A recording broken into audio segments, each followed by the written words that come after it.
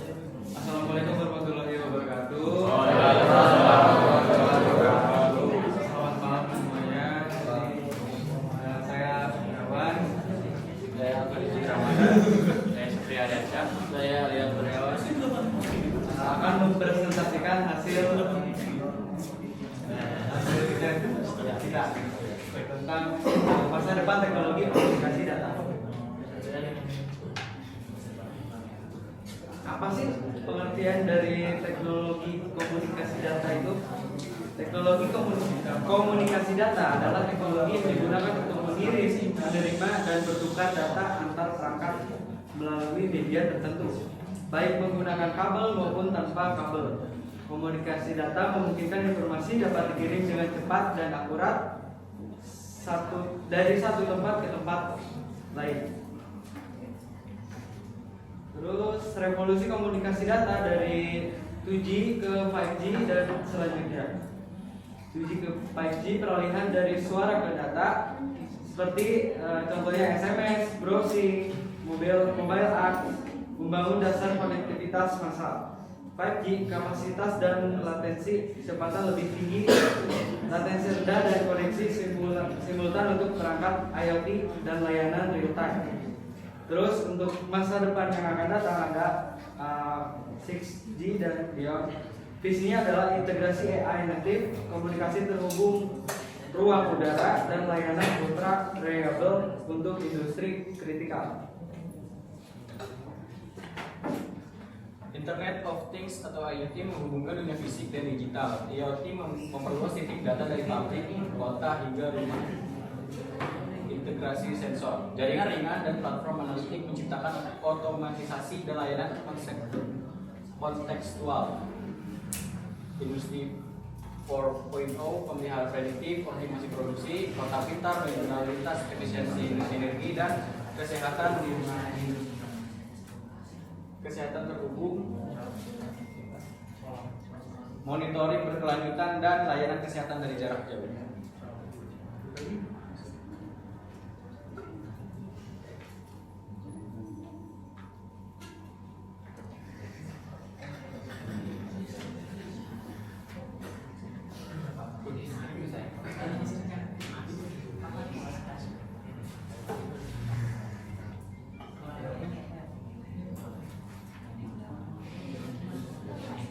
Dan di sini ada AI dan ML atau machine learning dalam komunikasi, optimasi dan prediksi. AI mengoptimalkan pengalokasian untuk routing dan kualitas layanan secara real-time. Deteksi anomali, prediksi kebutuhan kapasitas, dan memungkinkan layanan adaptif. Ini ada satu analitik jaringan, itu untuk inferensi real-time dan penyesuaian parameter jaringan. Dan kedua, otomasi operasional, yaitu proportioning, otomatis, dan perbaikan materi atau self healing.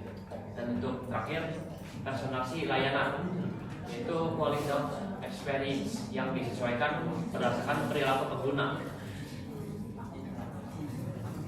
Dan untuk ini ada SDK converting untuk mengolah data lebih dekat ke sumbernya.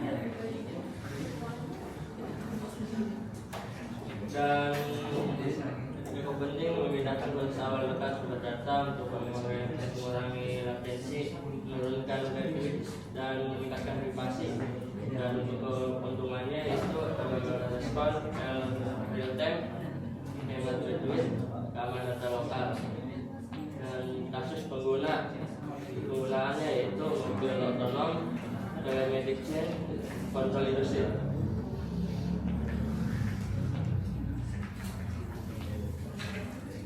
Dan di sini ada blockchain dapat memperkuat keamanan komunikasi melalui ledger, distribusi untuk autentifikasi, manajemen kunci, dan auditabilitas dan transaksi data.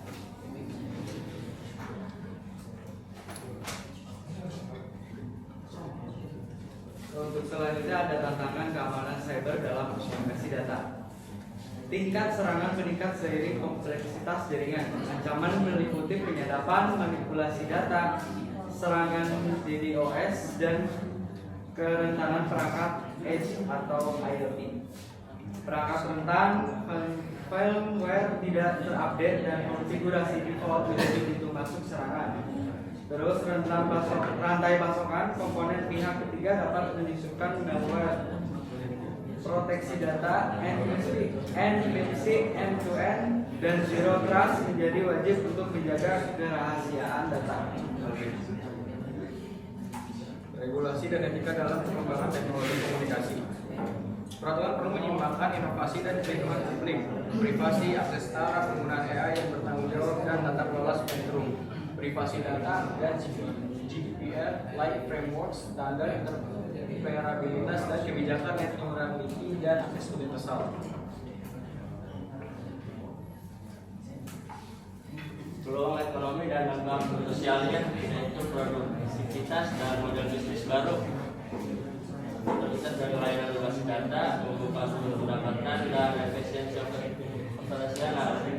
Dan di sini ada pendidikan kesehatan terjangkau, yaitu layanan jarak jauh dengan luas akses, terutama di daerah terpencil, dan inklusi keuangan. Komunikasi data mendukung layanan keuangan digital untuk UMKM dan individual.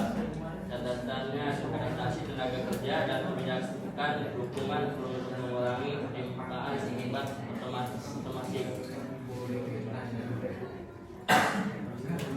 Selanjutnya ada sesi Q&A. Mungkin dari teman-teman ada yang mau bertanya tentang materi yang kita berikan. Saya mau tanya, silakan. Satu, tiga ya, dua, tiga. Yang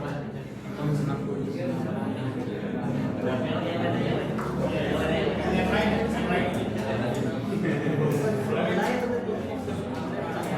Satu, Pak di belakang. Itu tuh. Dua, empat. Ayo. Angga, silakan. Saya dulu. Iya. Saya mau nanya terkait dengan AI dan yang lain. Saya tertarik banget dengan ini open cloud. Itu yang asisten pribadi berbasis dengan open source. Kita bisa masih semua akses kita ke open cloud dan dia bisa membuat apapun yang kita mau di desktop kita gitu. Saya tertarik, bisa kalian menjelaskan ini sistemnya seperti apa gitu ya. Apa saya juga tertarik lagi sama itu atau apa kalian tahu gitu ya ini itu aja sih. Ada AI? Mas tadi inti pertanyaannya apa? Intinya ya ini saya tertarik dengan cara kerja open cloud terkait dengan LLM, berapa machine learning gitu. Gimana caranya bertindak gitu ya, dan dia kan open source, kita ngasih semua akses kita dan dia bisa mengelola itu, gimana caranya gitu.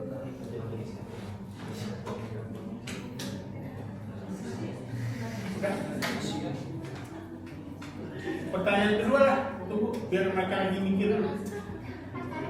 Itu tadi yang itu yang mati ya? Ya itu tadi kan pengen bawa hidup.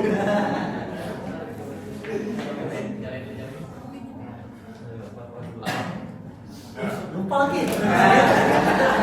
Gak apa-apa, lupa Oh iya tadi kan di AI itu ada ini juga ya, quality of experience ya. Nah emang apa hubungan sih kayak quality of experience itu? Kenapa bisa juga loh misalnya? Sama AI. Ya yang tadi tuh yang slide AI. Tahu jawab pertanyaan Pamen di belakang. Bisa. Saya mau bertanya tentang peran IoT dalam industri atau industrial IoT untuk meningkatkan efisiensi produk, bagaimana dan peran besarnya dalam industri itu apa? Peran besar IoT di industri itu ya. Satu lagi. Saya mau bertanya, apa keunggulan utama teknologi imaji dibandingkan generasi sebelumnya dalam konteks IoT? Izin menjawab untuk pertanyaan dari Kinaya.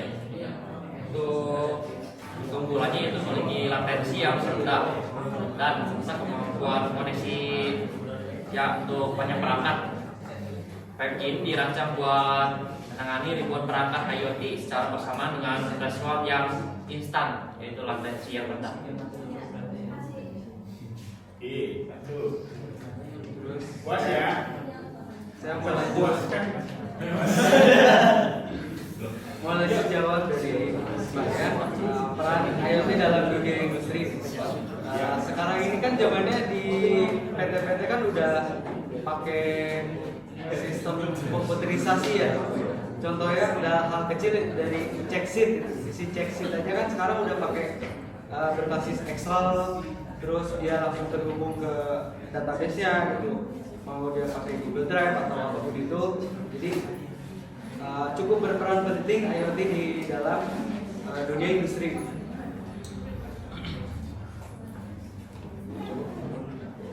Oke, di kita ini kan sebentar lagi akan diimplementasikan. Jadi kalau mau nyalain AC otomatis. Ya, jadi nggak perlu pakai ada remote. Jadi diatur di jam 8 dia akan nyala gitu ya. Nanti kalau matinya kapan? Jam 10 mati sendiri. Saya ditungguin mati. Di sekarang juga di office fakultas juga udah pakai OT tapi masih manual. Jadi jam 9 baru nyalain AC gitu. Nggak boleh pakai efisiensi. Bukan IoT sih, efisiensi. Ya, tapi sudah kita terapkan. Jadi memang untuk persiapan kita nanti akan otomatis. Jadi kalau di lab juga akan nggak nungguin sampah matiin, akan mati jam-jam tertentu dia akan mati. Iya. Terus izin menjawab pertanyaan dari online ya. Jadi hubungan AI dan quality experience adalah digunakan untuk meningkatkan kualitas pengalaman pengguna agar lebih mudah, cepat, nyaman, dan personal. Kayak contohnya di aplikasi belanja, AI memberi rekomendasi produk sesuai yang kita suka. Jadi semakin baik penggunaan AI, maka kualitas experience-nya atau kualitas pengalaman pengguna juga bisa semakin baik karena layanan menjadi lebih cepat, akurat, praktis, dan lebih personal. Cukup. Terakhir, Yang jawab buat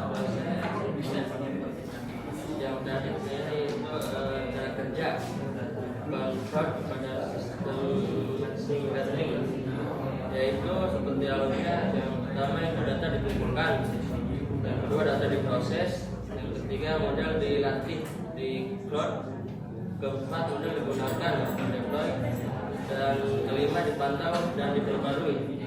Intinya mereka membantu machine learning jadi lebih mudah karena tidak perlu komputer canggih, bisa akses dari mana saja, proses jadi cepat dan efisien.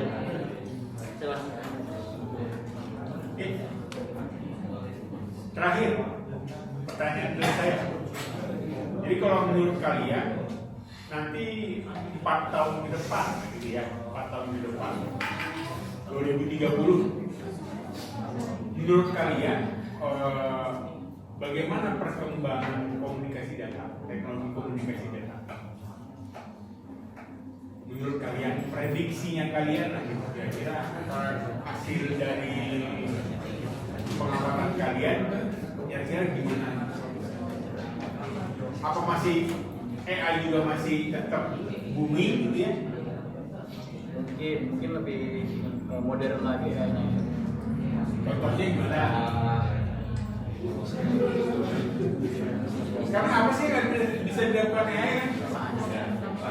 Misal contoh lagi lah, yang baru gitu. kita aja nih, kayak misal punya satu foto nih, pengen dibikin video, itu kan sekarang udah bisa ya. Mungkin kedepannya bakal lebih dari itu. Mungkin nanti ada hologram atau apa itu, ada device baru kan. Jadi mungkin kita lagi mikir nih, tahu-tahu udah bisa diprediksi secara AI kan. Bahkan bikin mikir apa gitu kan. Dan pikir sama dia. Itu dia, kita kan tahu. Cuman kan kalau yang keluar dari sementara ini, yang keluar dari AI itu kan nggak semuanya benar ya. Sebagian juga sampah. Dalam arti kadang-kadang kelemahan kita itu apa yang keluar dari AI itu kita ambil mentah-mentah. Jadi kalau kita lihat nih jawaban AI itu kelihatan nih bahasanya baku gitu kan. Itu aja yang simple mendeteksi bahwa dia AI. Bahasanya baku. Kelihatan tuh. Ya, jadi nggak semuanya, makanya bukan berarti juga yang AI itu kan nggak haram ya. Dalam arti apa yang keluar dari AI itu juga harus kita proses lagi. Ya, diproses lagi. Jadi orang nggak apa ya? Saya juga suka pakai AI gitu, tapi saya olah lagi gitu. Jadi nggak diambil mentah-mentah gitu. Kalau kita kan kebanyakan diambil mentah-mentah, ini saya salah ya. Kebanyakan gitu. Harusnya yang keluar dari dia jangan kalian telan bulat-bulat. Kayak coding juga kan, tanya AI kan, pasti akan dijawab. Mau bikin apa? Bahasa pemrogramannya apa? Jauh. Makanya saya bilang tadi mungkin ke depannya 4 tahun ke depan itu apa yang kita pikirkan dia udah bisa baca. Oh ini mau bikin, saya bingung mau makan apa, nanti dipikirkan nih. Udah keluar, bapak makan ini, bisa aja, kita nggak tahu. Belum kita lihat, bisa nggak merubah foto jadi video gitu kan? Sekarang terbukti nih, bisa. Jadi bergerak ya. Ya, itu aja sih. Kita guys, mau ditutup? Ya tutup. Masa dibuka kali tutup?